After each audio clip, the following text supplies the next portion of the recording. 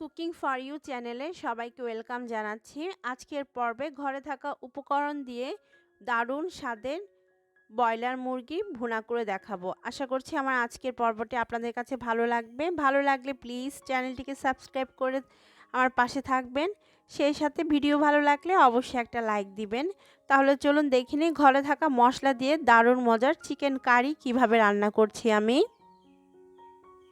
আজকে chicken curry রান্নার জন্য আমি নিয়েছি এখানে 1 কেজি মুরগির মাংস। আর মুরগির মাংসগুলোকে আমি রেগুলার কাট করে কেটে নিয়েছি। সাধারণত কারি কাট যেটাকে বলে সেভাবে কাটতে হবে। খুব ভালোভাবে ধুয়ে পানিটাকে একদম ঝরিয়ে নিয়েছি চিকেন থেকে।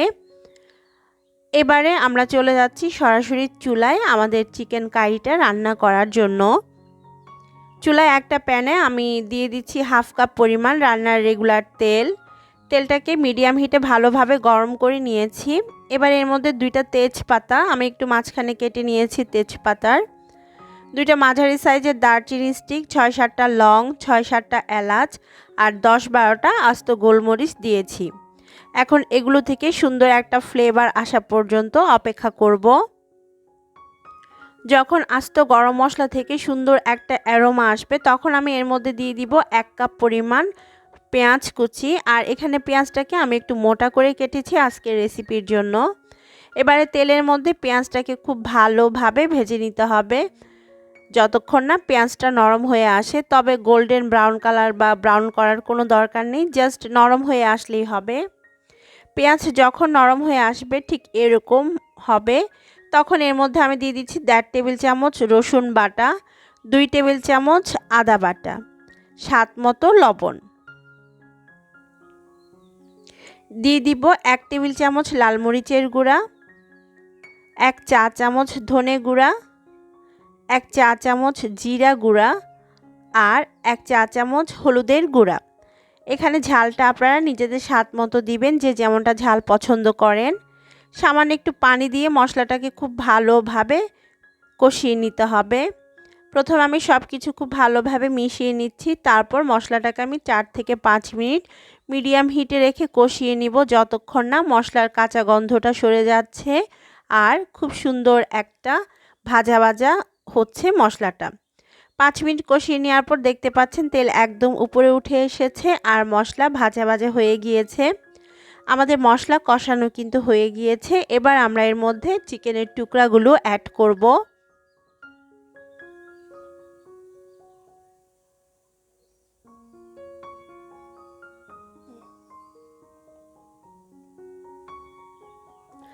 চিকেনের টুকরা দিয়ে দেওয়ার পর তেল মশলার সাথে চিকেনের টুকরাগুলোকে ভালোভাবে মিশিয়ে নিতে হবে। ভালোভাবে মিশিয়ে নেওয়ার পর ঢাকনা দিয়ে ঢেকে আমি মিডিয়াম হিটে রেখে 5 থেকে 6 মিনিটের মতো চিকেনটাকে কষিয়ে নিব।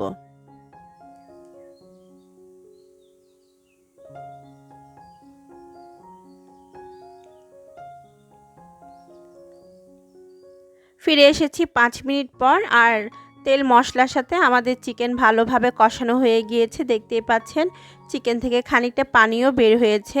আবারও সব কিছুকে ভালোভাবে নেড়েচেড়ে দিতে হবে। তারপর আমি এর মধ্যে ঝোলের পানি দিব। আমি যেহেতু একদম মাখা মাখা রাখবো, একদম গ্রেভি থাকবে হালকা একটু, তাই এর মধ্যে আমি দিয়ে দিচ্ছি 1 কাপ পরিমাণ পানি।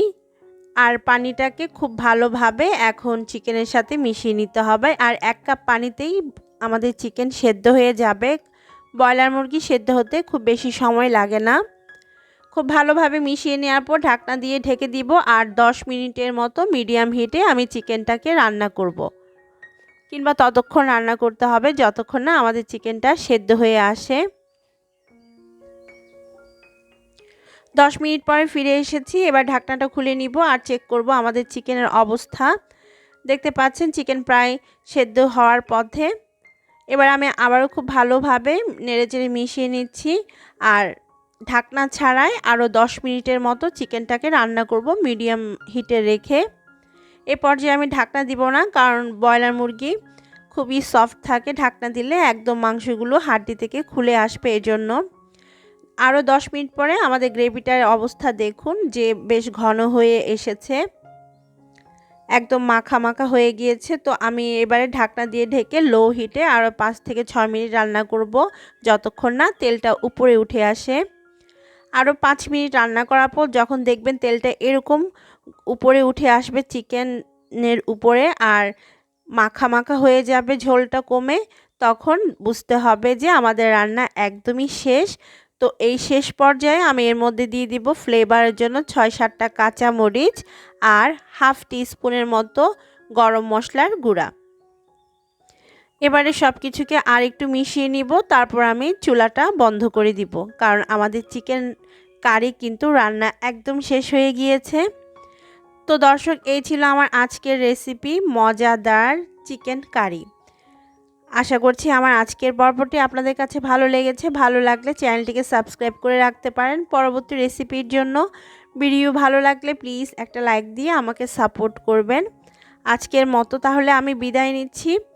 আর কোনো ধরনের প্রশ্ন থাকলে আমাকে অবশ্যই কমেন্ট করে জানাতে পারেন। সবাই ভালো থাকবেন, সুস্থ থাকবেন। আল্লাহ হাফেজ।